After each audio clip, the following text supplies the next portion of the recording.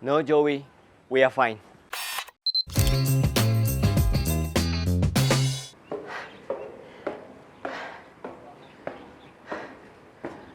What do you want? You happy now? Oh my god. Andrew, I want some shots here. Wait, my brain is still downstairs. Hello, my name is Andrew. My name is Jovi. Welcome back to Beyond Photography's 3 minutes of photography. And in today's lesson, I'm going to show you that you don't need to fire your flash all the time, especially when it's bright outside and you are in a shaded area. Most photographers would think that, oh, I need to fire a flash. I'll show you it's easier than that sometimes. Every photographer can tell you that if you're shooting in the tropical countries, the best time to shoot portraits is about the evening time at about 6 o'clock when the sun is about to go down and you get long shadows. Look at these shadows on the floor now. See how long the shadows are? But the biggest challenge is you have light and then suddenly no light. So exposure can be a disaster. Let me show you what I mean. The best thing you can do, logically, is to pose the model in the shade. So you can see that Joey is in the shade, but you can see that the sun is really hitting the background and it's really bright. And in one of the episodes, we talked about the stop differences between brightness of the background and your subject. This is still very bright. So I'm going to teach you very quickly how you can determine the brightness difference between the background and the foreground. You can do this easily with your mirrorless camera. I'm using a DSLR. I'm going to change this to spot meter. And what I'm going to do, I'm going to point my camera's focus point to a mid-tone gray area of the photo, right? Those houses at the back. So I'm just gonna point it there. Change my focusing mode to AFA with the center focus mode.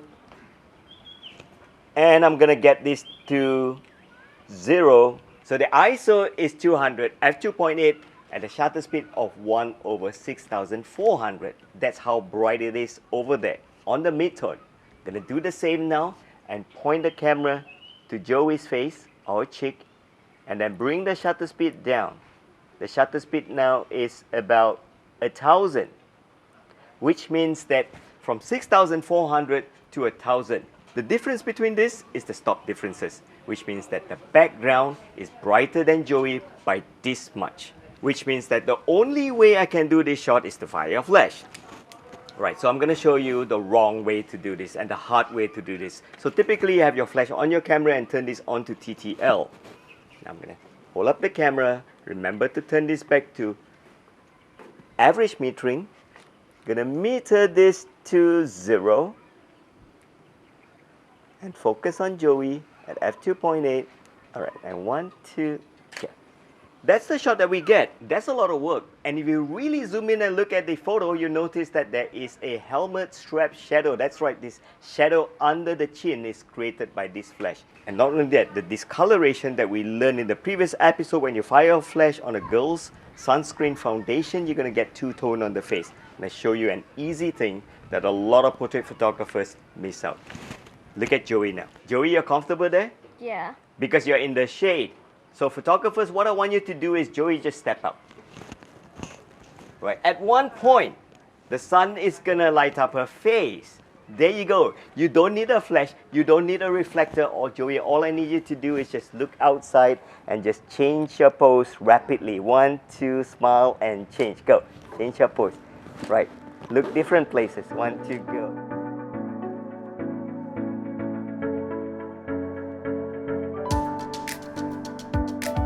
And this is today's lesson. I know it's something really simple, but you see, sometimes with our equipment and our knowledge, we tend to overcomplicate things.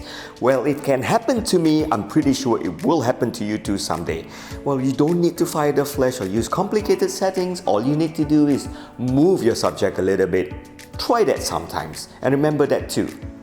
That's it. I hope you enjoyed today's video. If you do, please, you see this subscribe button down there?